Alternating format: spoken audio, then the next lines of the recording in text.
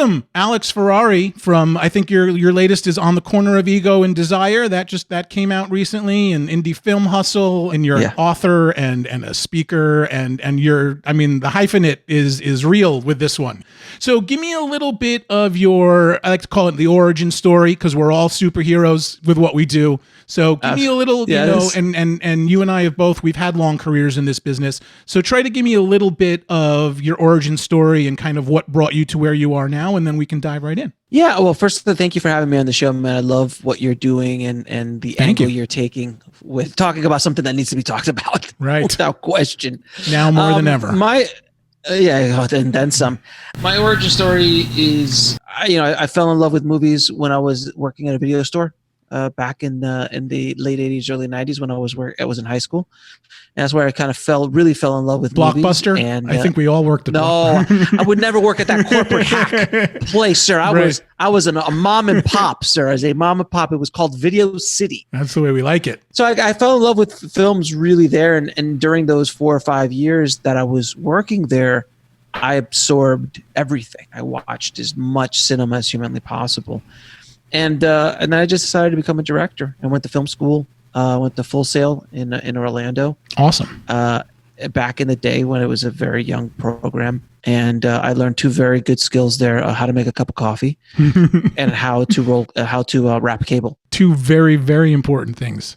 I think it wasn't worth $20,000 personally, but and you know what though? Whenever I'm on set and I'm wrapping cables around my elbow myself, I'm like, I remember learning that. Like I remember. Well, there's a technique. There's a technique, and you got to twist it so it doesn't get all inside out. It's a thing. It's a microcosm for mental health. Maybe that's worth $2,000. Yeah, right. Okay, let's just. Not 20. Right. But yes, from there I just I jumped into post-production, and that's where I kind of I started making my bones. I realized that I did not want to be a PA. I did a lot of PA work, Universal Studios in Florida, and worked on some big shows there. And I just said, this sucks. I'm gonna get into post where I can sit in an air-conditioned room all day. Yep, that's me. And then just cut. Yeah. And it was like, great. So that's what I did. And I went out and I ventured out as a freelance editor for a while. Then I started directing commercials, music videos, TV shows, things like that. And then it took me 20 years before I made my first feature, purely because of my own fears, and I didn't break through all of that. And I'm skipping through a whole lot of stuff. Sure. Well, we've been around the block. There's a lot to talk about. Yeah, but basically that's where it is. And then I launched Indie Film Hustle in 2015. Okay. As a way to add a voice. I felt at the time there wasn't a voice out there who had shrapnel. Sure. Mental from and the physical. Business. Yeah, exactly. And I wanted to kind of put a real voice out there, because I kept hearing people talking. I'm like, dude, you just got out of college. Shut up. I'm sorry. Right. Like, you don't, like, I've been down the block. Like, I wanted to give people the truth. They were talking a lot more about theory. And I was like, no, man, that's not the way this game is played. So I wanted to come out there with a voice. And I came out guns a-blaring. And that was 5 years ago now. And I've been able to build out a full-blown business now. I like to say I retired from the post job. I owned my own post-production company. I shut it down, and I walked away from post-production about 2.5 years ago and started doing this full-time. So now this is my full-time gig, and writing books and speaking, and then doing movies I want to make. Sure, and you're still working on your own personal projects and movies to be shot, or whatever what may come. Writing and that's the thing. As you get older, the dream that you had at 20 is not the dream you have at 40. Certainly, it's a completely different set of dreams. So I started to realize that writing a book gave me the same expression as an artist that making a movie does. Oh, that's great. Creating my podcast, creating the content, consulting with filmmakers, building out this online business that I've been able to build out. Things like that really enrich my life, as well as filming. So before it was just like, it's about the feature. It's only about the feature. That's the only thing. And when you have that kind of laser focus on a thing, it can be good, but it also could be extremely damaging, because when that doesn't happen, and we can be honest here, right? Generally it doesn't in this business. It takes a long time for things to get going. It sure does. when it falls, then your whole world falls apart. Whereas if you have multiple interests, multiple dreams, that you have different ways to express yourself. So if if I'm developing a project and a producer says, hey, we can't get the financing for this right now, my entire world is not rocked. Mm-hmm. I've got 40 other things that I'm doing right now. And it's kept my mental sanity going.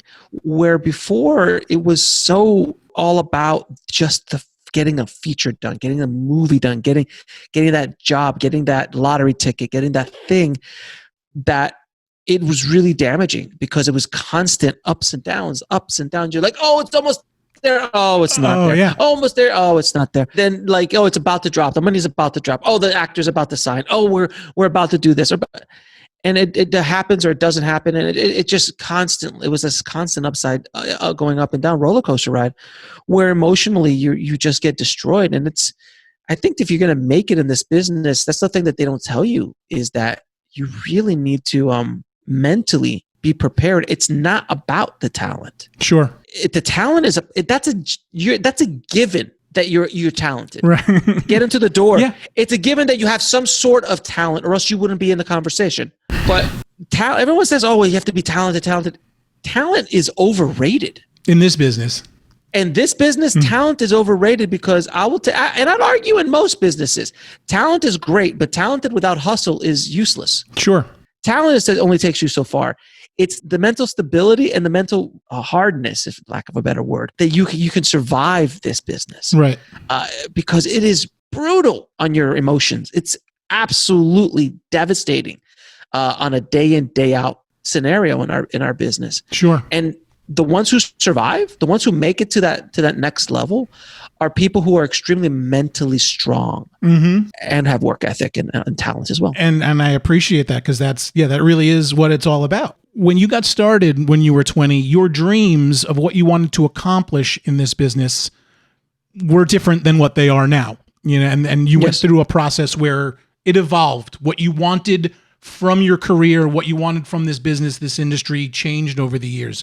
And I think absolutely. One of the things that can help people have a better mindset and a better positive outlook is to have confidence in their dreams and kind of know what they want to do. That's been one of my problems over 20 years. I always thought, do I want to be a director? Do I want to be an editor? I got started as an editor because I didn't want to be a director. Everyone wants to be a director. Everyone wants to move to LA and be an actor. I was like, I'll be contrarian. I want to be an editor. And then as I met people and got established out here, I was like, do I want to be a director? Now, listen, my documentary is a personal documentary. It's about my family. I was never going to, hire someone else to do it. It was always going to be mine. But one of the things that kind of took me off track was, what do I really want from this business? What do I really want to do?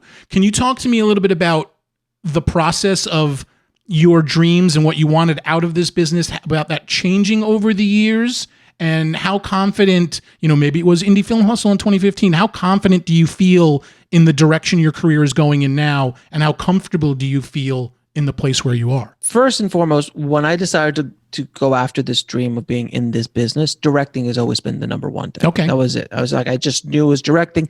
Editing and post was always an ends to a means. Okay. I loved it. I enjoyed it. I've done it. I did it for about 20 odd years. Right. So obviously I enjoyed it during that time, but directing was always the end game. The directing bug is unfortunate. It's in me. It will never go away. Right. It is an illness that I am stuck with for the rest of my life, and it will flare up every once in a while. And every time maybe I'll see a documentary with Fincher or Nolan or Kubrick, and I'll be like, it's starting to getting those hives again, getting that itch, getting those hives. I gotta go. Right. So directing is always something that will be there for me. I'll always want to direct, but it's not the only thing anymore. And I feel so comfortable with that. I feel so comfortable with that. Being in this business for such a long time and going through all the stuff that I've gone through, I just realize what makes me happy. Sure. All right. What great. I'm currently doing now makes me really happy, and has been for the last 5 years. That was going to be one of my next questions. Yeah, I'm really happy doing what I'm doing. I get up every morning, come in, and start working. And I love it. I love the solidarity about it, just being by myself doing it. But I also love talking. I talk to people all day, right? On the phone or through Skype or through Zoom. So it's not like I'm just sitting here alone like a hermit. I'm not, but I am. Because after being 20 years with people in the room telling you what to do, it's so wonderful not to have that. And don't get me wrong, with you with that. As I got older, I started choosing my clients.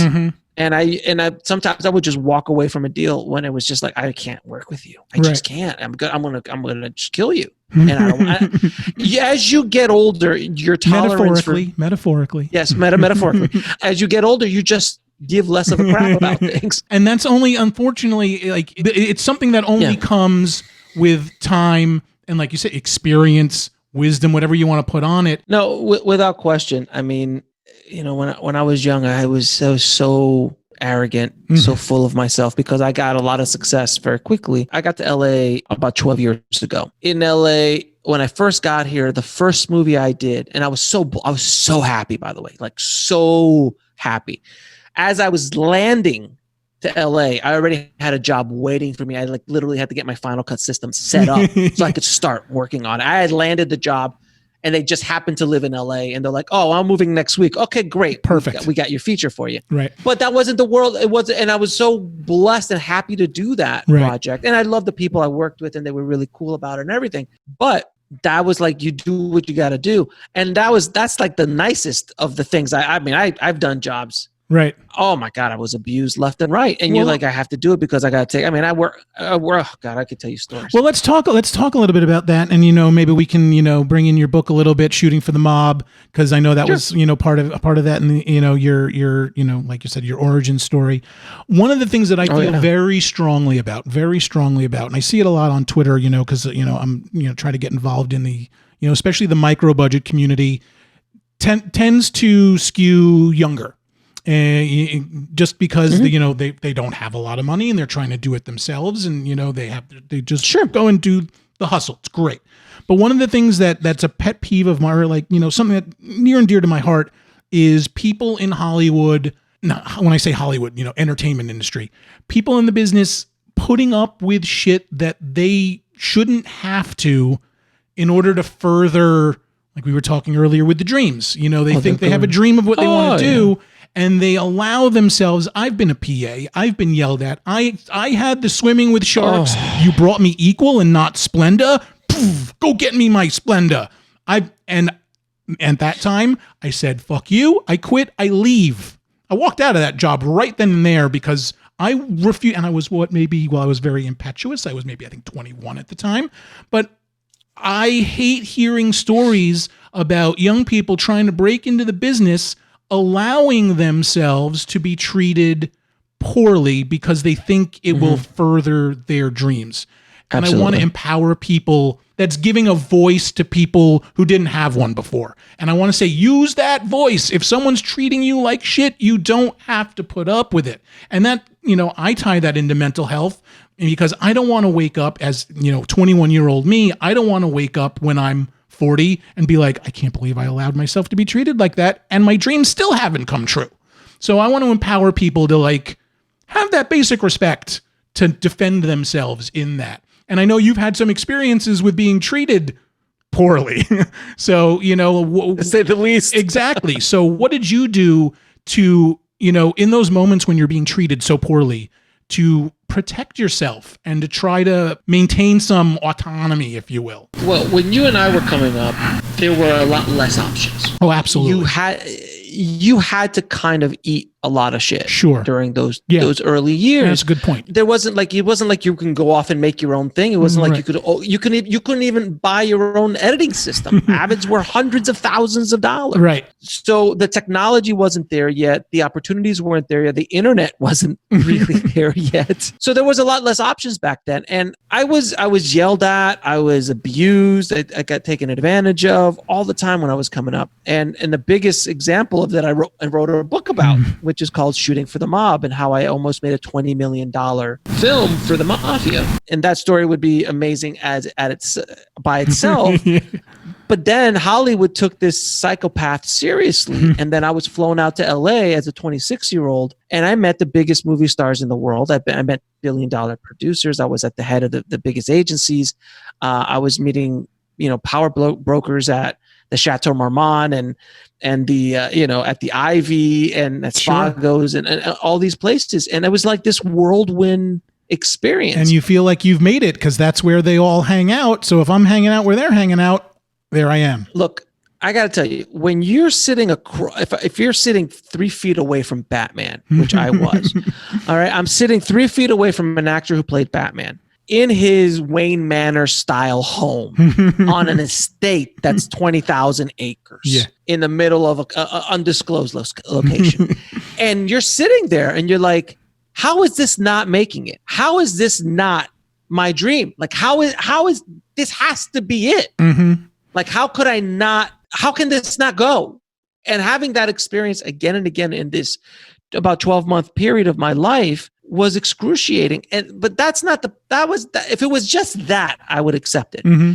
But having a sociopath who was basically Joe Pesci from Goodfellas, one day he could be the funniest, most awesome, just like I want to have a beer with this guy kind of person. Right. And in a split second, am I a clown to you? Do I amuse you? And that's where you're at. And it was like this bipolar, and I think he was undiagnosed bipolar scenario. And literally my life was being threatened on a daily basis. So imagine the stress, the mental stress of going to a job which you're not really getting paid for. You get paid every once in a blue moon whenever he decides to pay you. And if you ask for a paycheck, he'll yell and threaten to put snakes in your car and alligators in your bathtub. Now, also, let's mention that this is not a normal experience for up-and-coming filmmakers. You will usually absolutely everyone gets this. Don't you know this? You didn't get this? I did not get the snakes in the car. I didn't get the snakes in the car. Everyone gets the snakes. Obviously, we're not in the same circle, so everyone gets the snakes in the car and death threats on a daily basis. Everyone gets that. Now, they're generally not considered normal. I am an extreme version. This is an extreme story. Hence why Warren did it in a book. But you know what? But it's good to talk about too, because, for some people, getting yelled at for bringing the wrong coffee is the equivalent of the snakes in the car, because it's still a shock to your system that people are out there that exist like that outside of a movie, and B, that you're intertwined with them somehow, and C, how do I maintain my own semblance of sanity when I have all of this madness happening around me? No, without question. And I had never dealt with anything like that in my life. Now, again, it all depends on your background. You might have dealt with this all your life, people yelling at you. It might be nothing to you. But a lot of people in the normal scenario, it's extremely difficult to deal with. So with my story, it wasn't just a job. This was the dream. Right. So I'm literally being flown around meeting all these people. And, I have a production office. I have a production team. We were in pre-production for 3 months. Like, how could this not be it? And also the biggest problem I felt that I had was that I accepted and was seduced by the story that Hollywood had been putting out for decades, specifically of filmmakers of our generation. It was the 90s. The 90s, when the 90s showed up, that was when independent film, as we know it today, was kind of born. The whole Sundance movement, the Robert Rodriguez, the Spike, Mike, Slackers, and Dykes, and Kevin Spike Smith, and Kevin, Nick and all Gomez, of those guys. all of them. Yeah, and that all goes of back those to the guys. 80s. So all of those guys, it's hard for people to understand, but at that time in history, it almost felt like every month there was a new lottery ticket being handed out. There was another new filmmaker being anointed. That story, that lottery ticket, is what I fell into that trap. And when this guy Jimmy showed up, I'm like, oh my God, this is my lottery ticket. And then when I'm sitting across the way from big movie stars, I'm like, this has to be it. Like, this is the shit. So then I would have to let me just put up with this a little bit longer. All right. So you thought like the abuse, if you will, was just a means to that. And that goes what I was saying, about the dreams, because it in one sentence, you say like your dream to direct films and it hasn't really wavered, but it's all the surrounding stuff that I think people get sucked in by. It's morphed. The fame and the money and all that. Yeah, so they think like, I want to be a director, but people don't really think through, especially when they're young, because who thinks through anything when you're young, but they connect the directing to the fame and the money. I'm totally guilty of it myself. We all that's are. where the Everybody that's where is. the jealousy comes from for filmmakers that compare themselves to other people. This guy's more famous than I am. The dream mentally feels like I'm going to be a director. I'm focused on that, but you still kind of lose sight of what that really means, and being, sucked up into that. Like you said, you think you're living the dream, but then it turns into something other than that. And then your mind has to, talking about mental health, your mind then has to reconcile all of that stuff. Wait a minute, this is supposed to be the dream.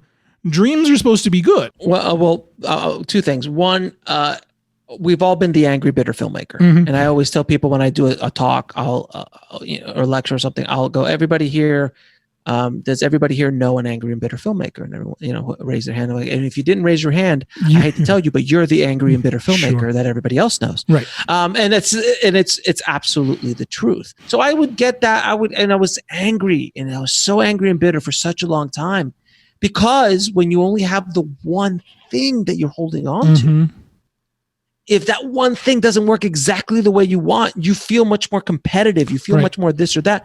Like with my podcast, perfect example. I've been in the podcast game now for 5 years, and there's been a lot of podcasts that come and go. And I know I know most of the podcasters in our space in filmmaking and screenwriting, and a lot of them feel competitive with me. And they told me straight up. I feel competitive with you. I'm not kidding. And we can talk about it, because I want to be honest about it. I absolutely feel competitive with you, and I fucking hate it. I hate it. But the thing is this, and the reason why, and look, do you think I don't feel competitive sometimes against other podcasts? We're humans.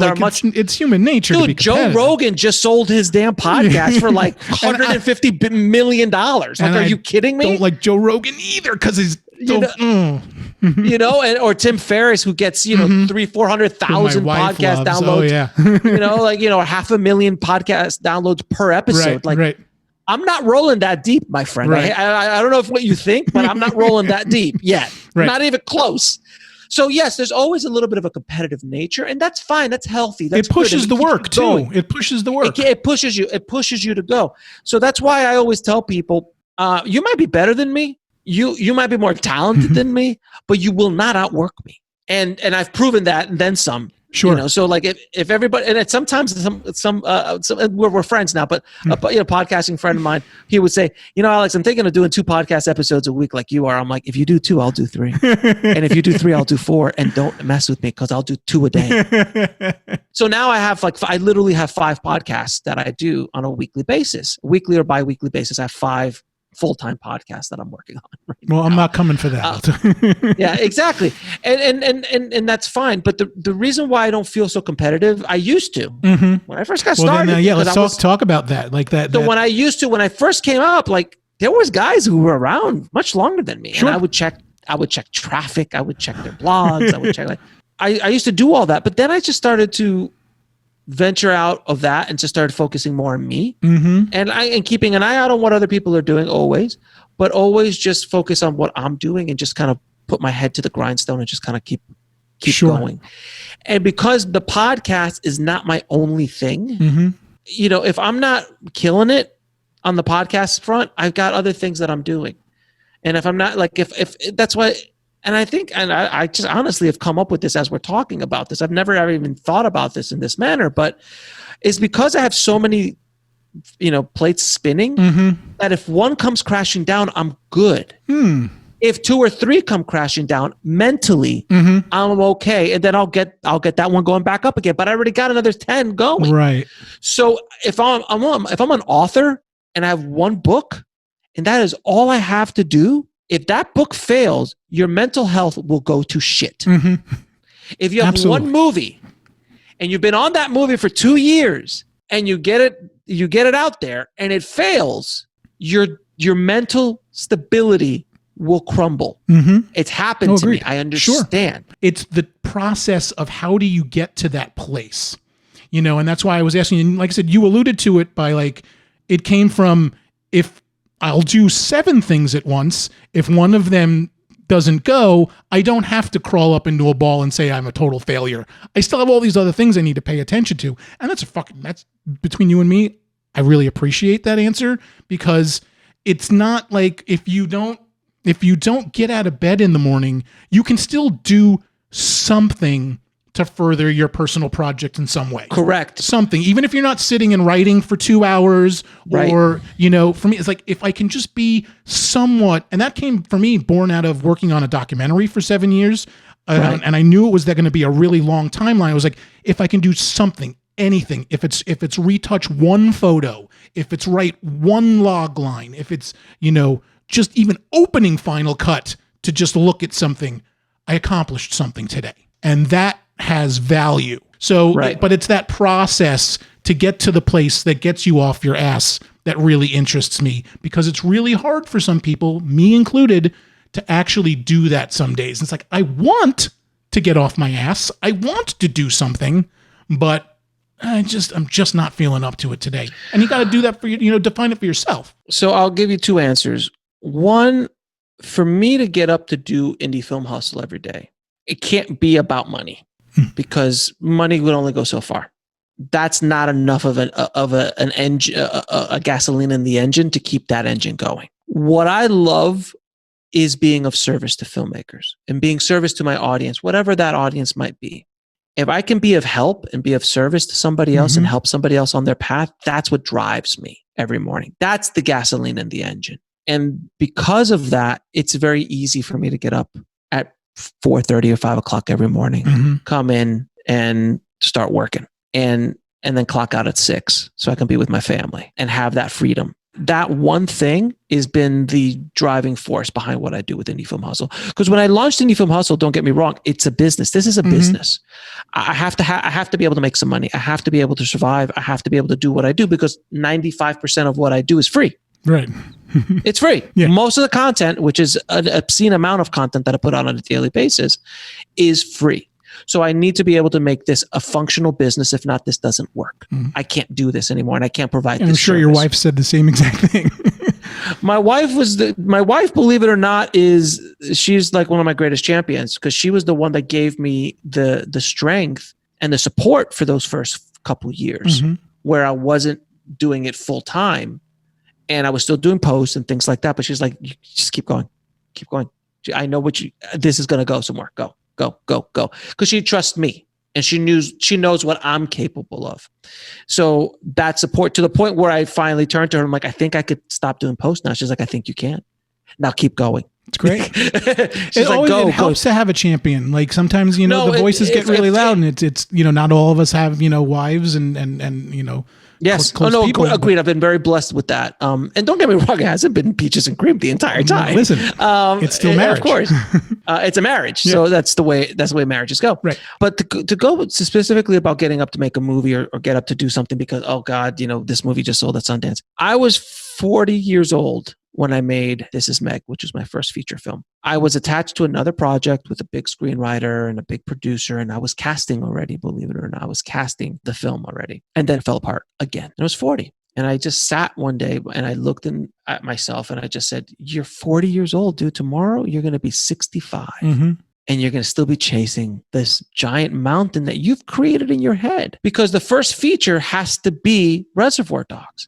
It's got to be mariachi. It's got to be Clerks. It's got to be Sex, Lies, and Videotape. It's got to be She's Gotta Have It. It's got to be something that explodes in the filmmaking space, because that's the ego talking. So it has to be that. And that's what I kept telling myself. So that's what the excuse it was. But the bottom line was I was terrified of doing it. I was scared because the technology to make a feature had been around 10 years earlier. I could have made this on a DVX 100A, shot the damn thing and put it out. I could have. Yeah. I could have shot it. I could have gotten enough money to go shoot it on 16 or Super 16 and made something happen with $30,000 or $40,000. I could have done something like that. But I was terrified because what if I fail? What if it doesn't make the money that I need it to be? What if? Because your ego, because your entire mental structure is wrapped around the success of the feature, which is, like we've talked already on this episode, is extremely dangerous for yourself. So I just said, I'm going to go shoot a movie, and I'm going to shoot it in a month. So I decided to go the complete opposite direction. I'm like, you know what? I don't care what happens. I put no expectations on the movie. That was a catalyst. I was like, I'm going to wake up tomorrow. I'm going to be 70 and I'm going to still be chasing this damn dream, being an angry and bitter filmmaker. I can't do this.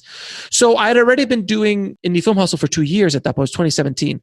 So I was like, you know what? And I know it sounds weird, but having Indie Film Hustle made me feel so much more comfortable because I said, you know what? And I wasn't that wasn't my full-time gig yet. If it doesn't work out, I always have Indie Film Hustle to go back to. That was my backup plan. So for me, mentally, the story I told myself is like, go make your movie. If it doesn't work out, it's an experiment. You'll share your experience with your audience and we'll move forward and you'll learn more about it. And that was it. I let go of all the crap that I was hanging on to for 20 odd years. I let go of it. And because I let go of it, I was free because I did not want to give my mind time to talk myself out of it. Sure. That was a very big thing. I'm not even going to focus on. I'm just going to, and then I'm going to publicly state it. So now I'm screwed. Right. So I used my audience to help me get through it because I was like, I just put it. I'm like, hey, we're making a movie. Shoot, I can't pull back now. I got to go forward with it. And that's exactly what I did. And because of that, I was able to make this movie, and that movie was sold to Hulu, not for $7 million. A tad less than $7 million. You got money. You made a thing, and you got money. I got a little bit of money. It's a tad below $7 million, and was sold overseas. We crowdfunded it, so I was in the black before we even released it. We made the movie for about $5,000 or so. Wow, the whole movie, and it's still making money now. We're profitable with it. We've been profitable with it from the moment we launched it. So for me, I was just like, let's see what happens. Oh, we'll go do this. Oh, we'll go do that. All right, let's do this. I let it all go. And it world premiered at CineQuest. So which is no small shakes either. I mean, CineQuest is a big deal. Yeah, CineQuest was a big deal. It world premiered there. And then I did a little bit of a festival tour as well with my film. And it was great. It was a wonderful experience. It was a wonderful experience. And it worked out great. But I was able to change the narrative in my head. And I want your audience to understand this. And you've probably spoken about this before, but I'll reiterate it right now. You have to understand that your brain, your mind, does not care about your dreams. It does not care an ounce about how you make it, if you make it, what you make it. The only purpose that your brain is there to do is to keep you alive. Sure, protect you. Survival. Yes. That is what we're programmed to be. Yeah. So we are still programmed with the concept of don't go down past the river because there might be a tiger around the corner. That's why we don't like change. That's why we don't like the unknown, because there could be danger around that corner.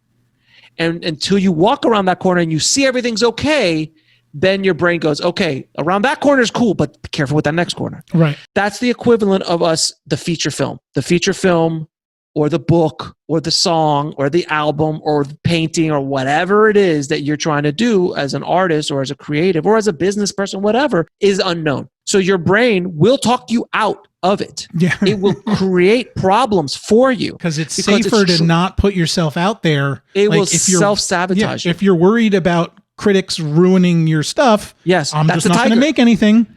Nobody can criticize me if I don't make anything. But that's the equivalent of the tiger. Sure. Because we're not physically in harm most of the time.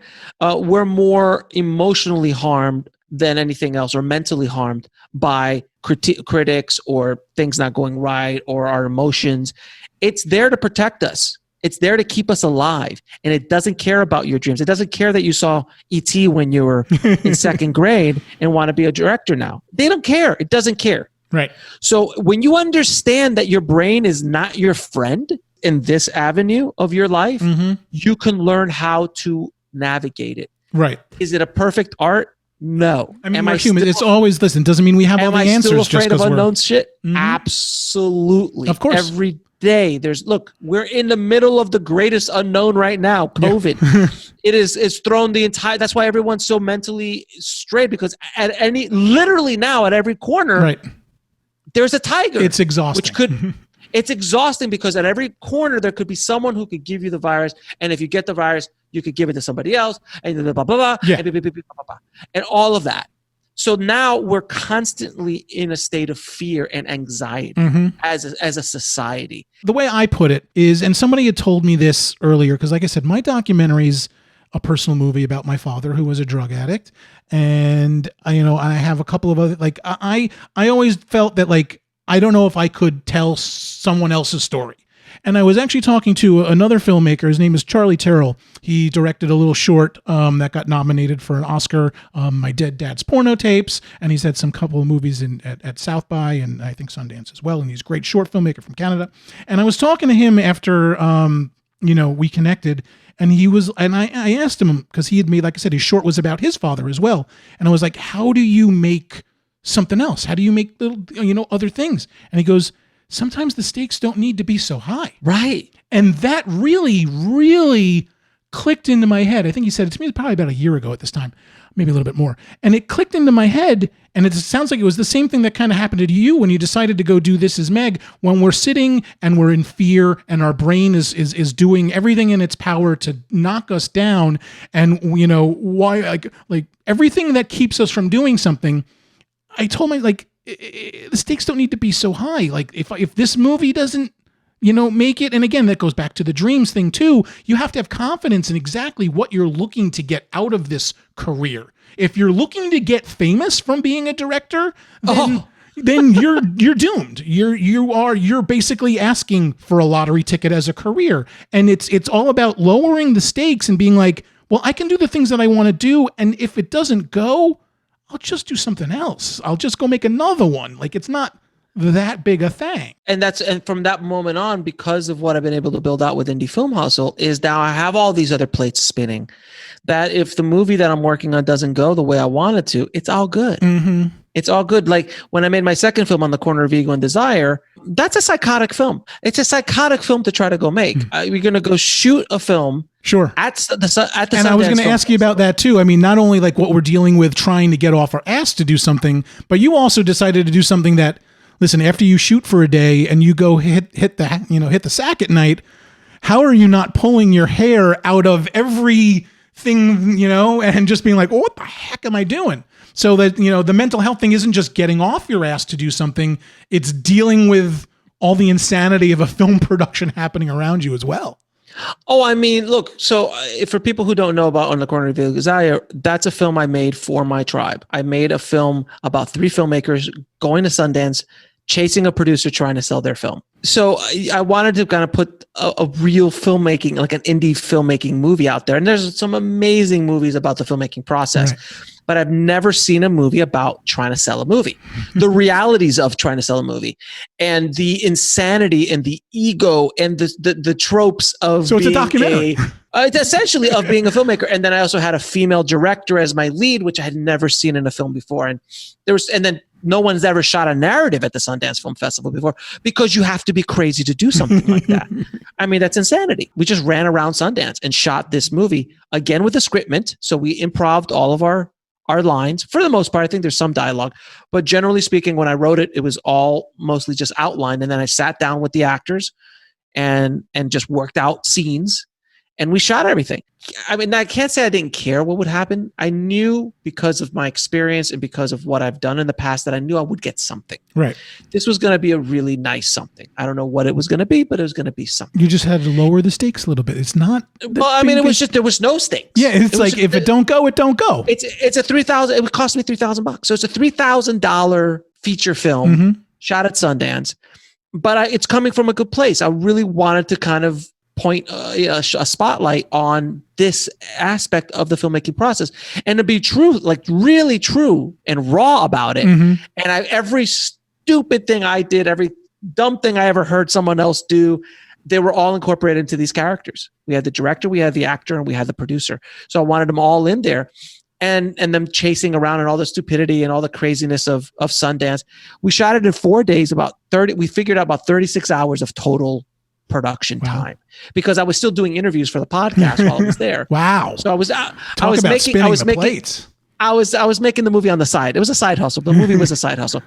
When I finished, I saw footage come in as I was downloading it, but I didn't watch it. Like I didn't have no time to watch it. Right. Were you the DIT too? You're in your hotel room and you're the one copying the cards.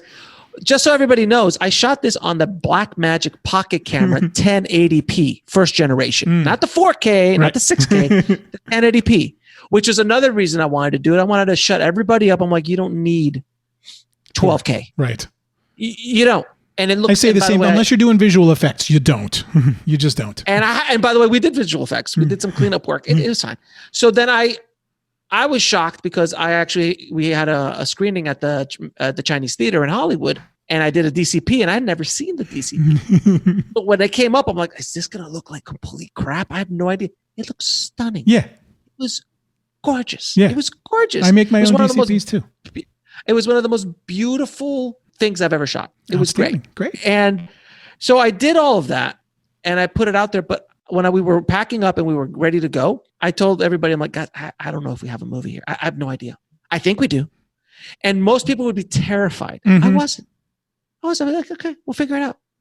I was just so like, okay, because it didn't cost me $300,000. Right. Like if it's a $300,000 movie, I would not be so nonchalant. Or if you have investors, that's why like I like to either I don't like to self-fund, but half of my movie was self-funded. The rest was crowd-funded.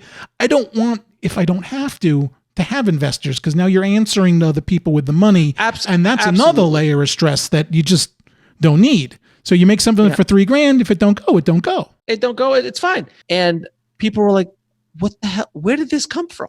But then it took me 2 years to release it, because the first year I waited a whole year because you wanted to get into Sundance the next year. Of course, we have to. Like, if I'm going to have a shot with a movie, it's going to be that. See, now that's your mission. The next one needs to be shot at Sundance and premiere at that same festival. You got to get accepted. But I did months prior.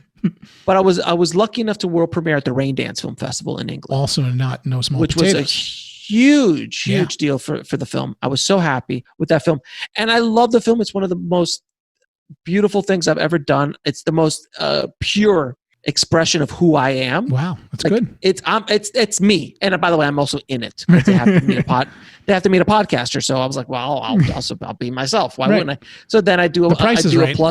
It's exactly. And I'm going to be there and I don't have to pay me. So it's great. It was a great experience. But again, I let go 100%. I let go. When I write my books, when I wrote Shooting for the Mob, I was like, let's see what happens. When I wrote Rise for the Film Entrepreneur, which was my second book, let's see what happens. Everything's is not invested in that one thing. Right. And because that's the case, it could be a bad thing. It could be a good thing. I don't know how you look at it. I do care about it and I do want it to do well. And I do put energy into everything I do. Sure. But it's not the only thing. So if I write a book, I do a podcast, I write a blog article, I build a website.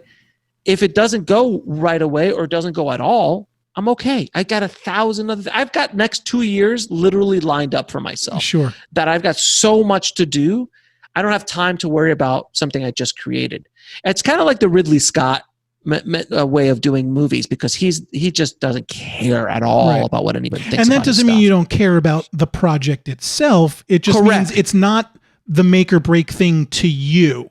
And I think that, and I'm glad we talked about it too, because like I was saying, when I was like, originally pushing back on like the whole like just do it mentality of what indie film hustle is, and I remember being the angry, jealous filmmaker at the beginning. This motherfucker just tells people just do it. I can't get out of bed sometimes because I'm just worried, but if you think of just doing it as working on stuff that makes you happy, and not necessarily just doing it and going and making something that you need to sell to Hulu, then you can have those plates. It's not juggling all these projects that you're trying to sell and make and do all that. I mean, that's got a part of it too, but just having enough of your own internal, Studio Charnick, Studio Ferrari. I have these things here that I'm working on so that, when they finally do get to the point where something can go out to the world or work on something for the world, we'll cross that bridge when we get to it. But the just do it is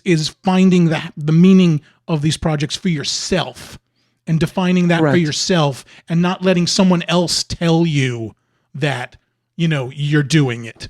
And then when you do that, then you can juggle all those plates, and they're your plates. They're not someone else's plates at that point. So like if one plate breaks, hey, I still have 6 of my own plates to eat on. That one plate's not that big a deal, but it doesn't mean you don't love that plate. That plate was personal to you, but you have all this other stuff that can get you through as well. It all depends on, like, I interviewed so many people on my show over the years, and I've interviewed so many filmmakers. So I have a really unique perspective because I've interviewed giant directors. You've heard personalities all over the place, and I've interviewed the guy who just made a $3,000 movie and is trying to sell it on Amazon. Right. Like I've gotten everything in between. The thing I've noticed is that even the big guys, they all feel the same way, man. Mm-hmm. They're just at a different place. Right. So they still have imposter syndrome. They still have issues. They're just a little bit wiser. They might have a little bit more experience, but they still deal with stuff like that. Henry Fonda, he would go out on stage right before he goes on stage doing a play. He would throw up because he was nervous. Right. And it's like, it's Henry Fonda, like Oscar-winning like, you're Henry gonna Fonda. Be fine. He was a legend as an actor, and yet he still got nervous going on stage. Right. So it's for everybody. It's like that. Sure. And I've heard what you said about Robin Williams too. I mean, he's the perfect example of it, you know?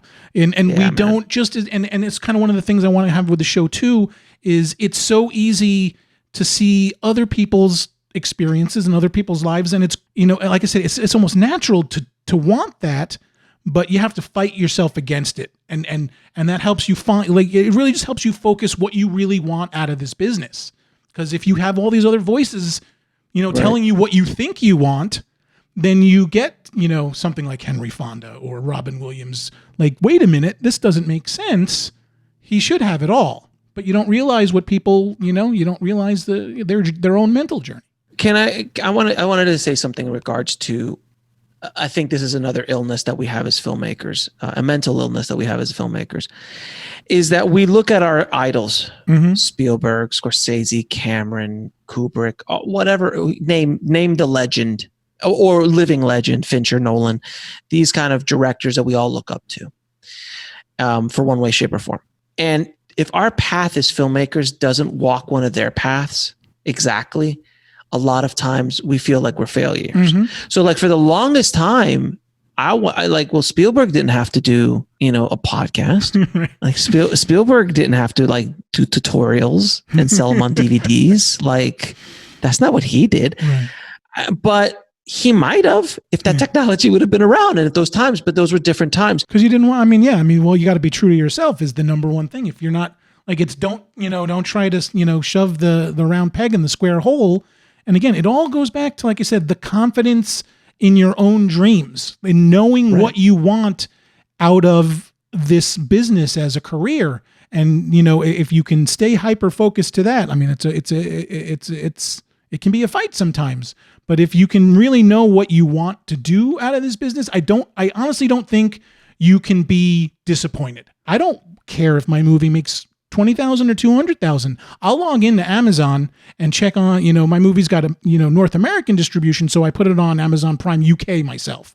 And I look at the numbers and I check in every day or so. Just, you know, I'm sitting around, I got nothing to do. Let me check the numbers. And, you know, and it's low. I'll see like 1,500 minutes of my movie.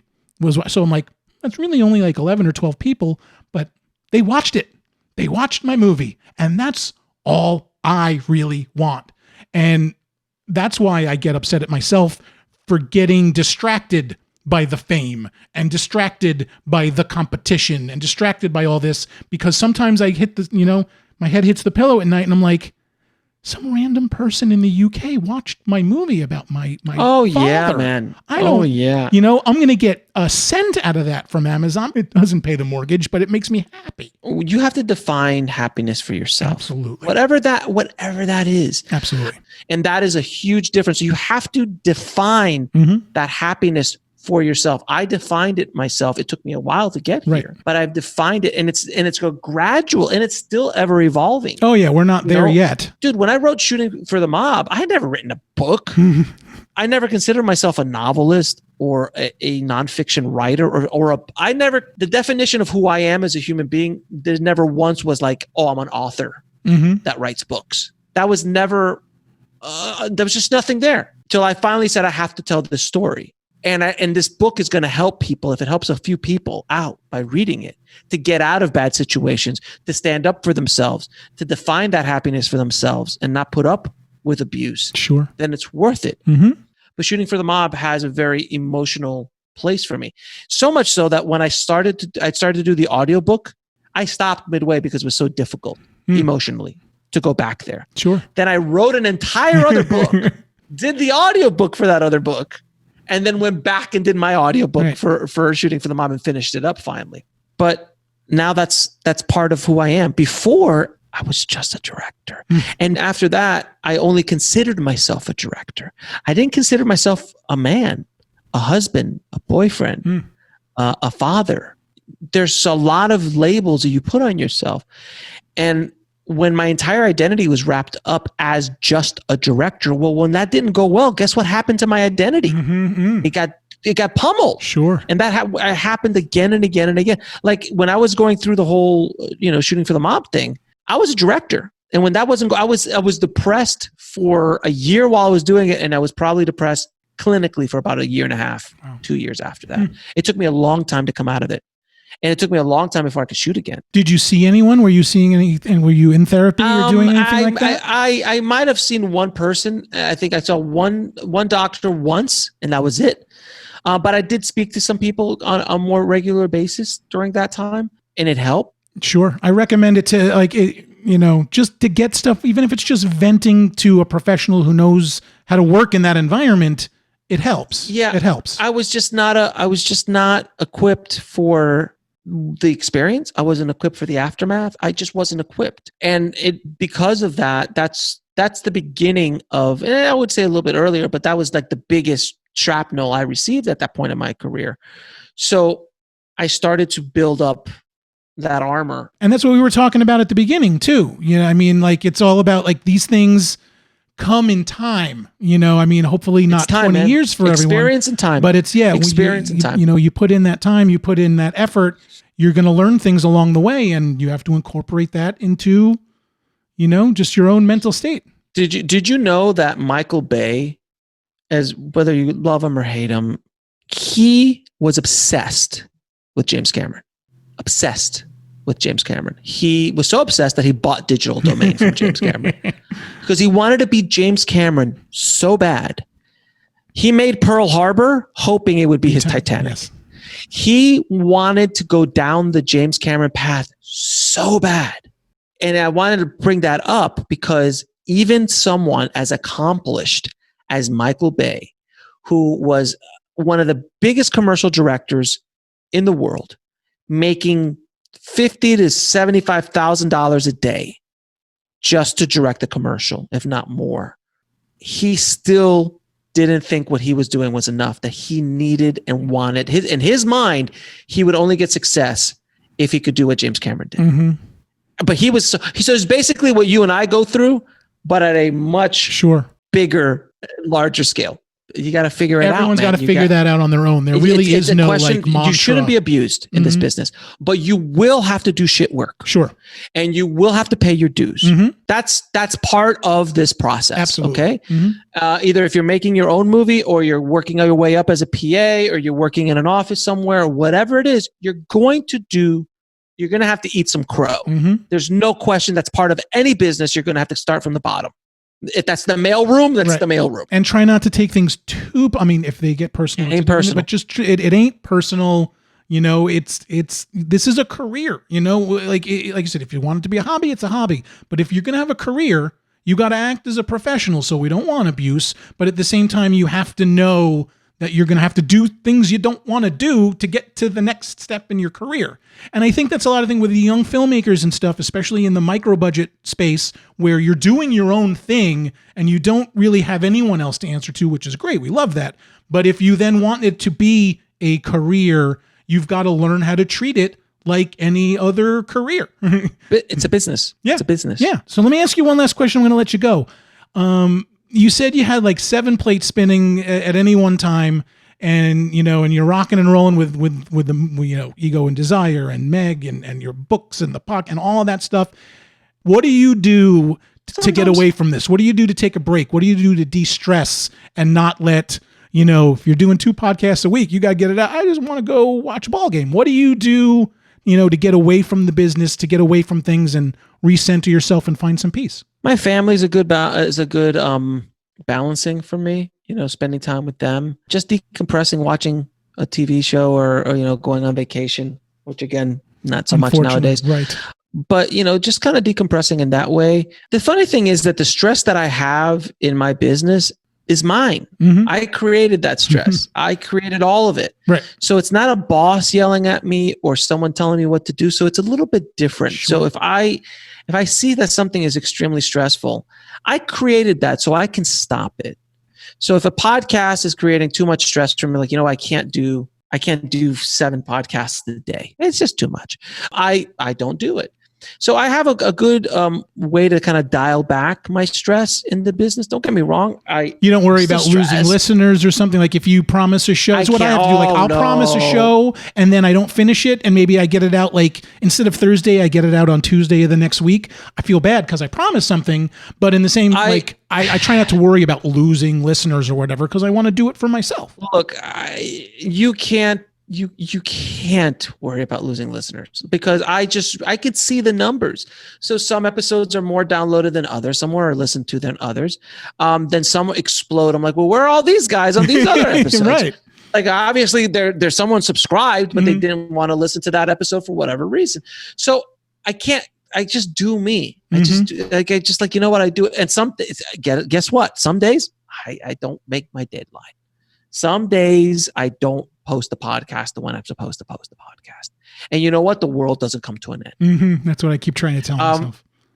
Yeah, the world doesn't come to an end. And if anyone ever complains about it, which no one ever has, right. I'm like, dude, right? Yeah.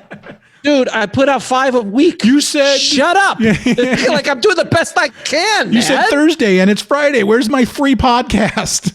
Right. Is that, like, come on, man. Seriously. Like if if you don't like it, go listen to the other 500 episodes I have. Yeah. Like, did you go through all those already? God bless.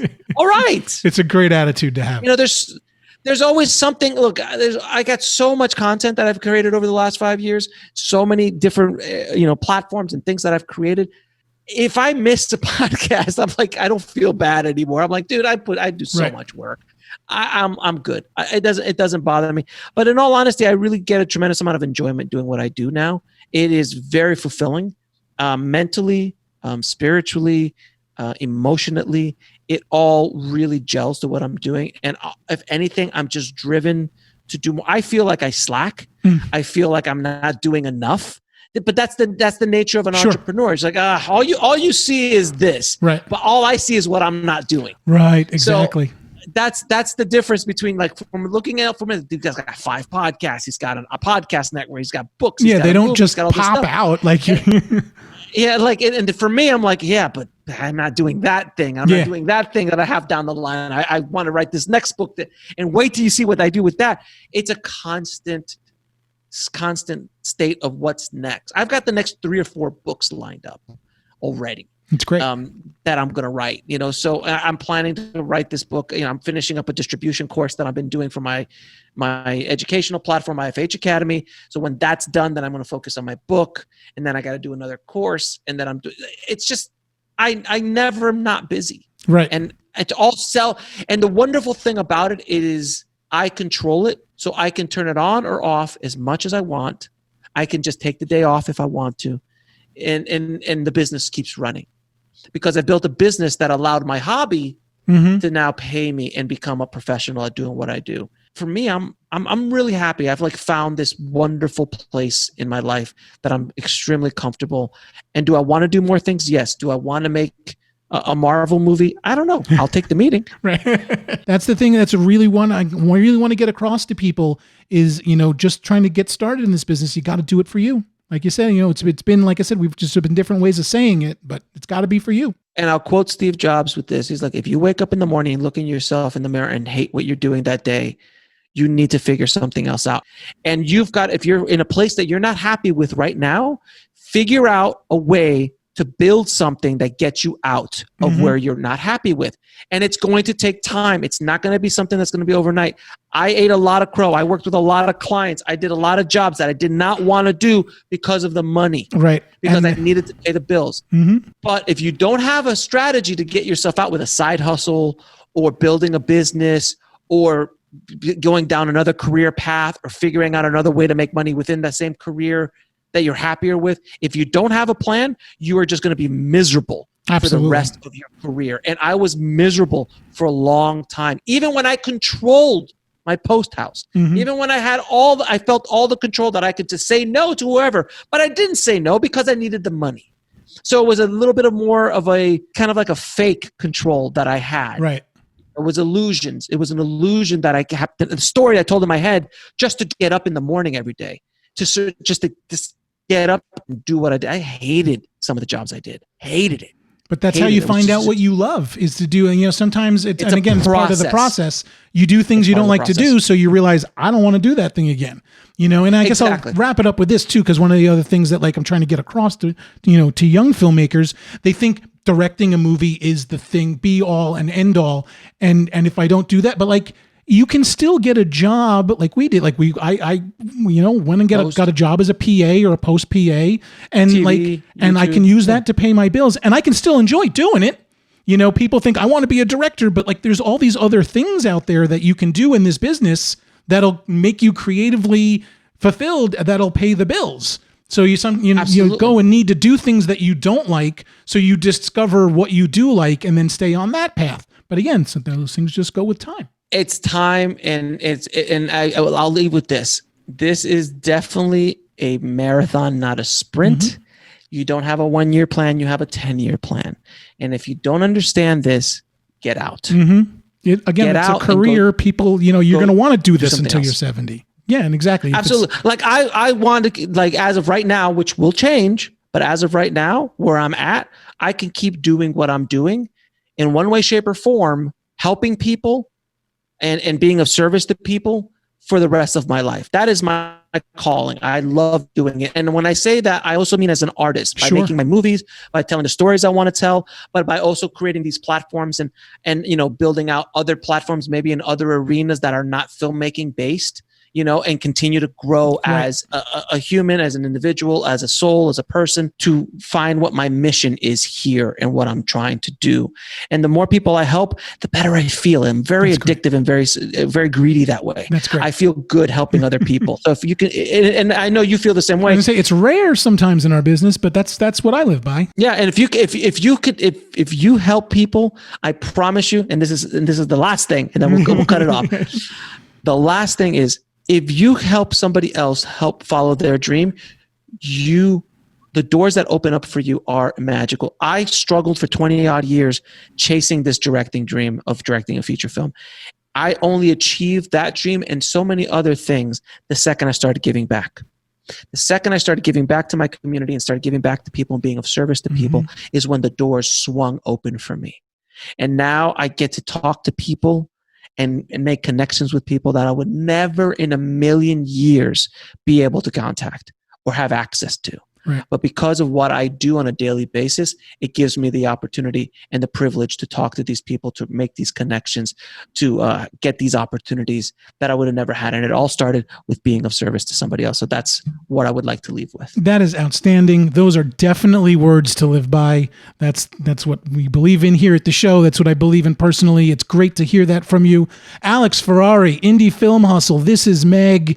On the Corner of Ego and Desire. We're going to put all these links in the show notes. Thank you so much for being on the show. I loved talking with you. This was fantastic. I can't wait until we do it again sometime. Best wishes to you and your family for health and happiness in this crazy new world that we live in. And I hope we can do it again real soon. Thank you so much for having me on the show. And thank you for doing what you do as well. I mean, you are providing a hell of a service to creatives out there, talking about mental health and talking about just dealing with this crazy, crazy business that we're in. Crazy world that we live in. But thank you so much. And be well, stay safe, and safe travels. You as well. I'll talk to you soon. Thanks a lot.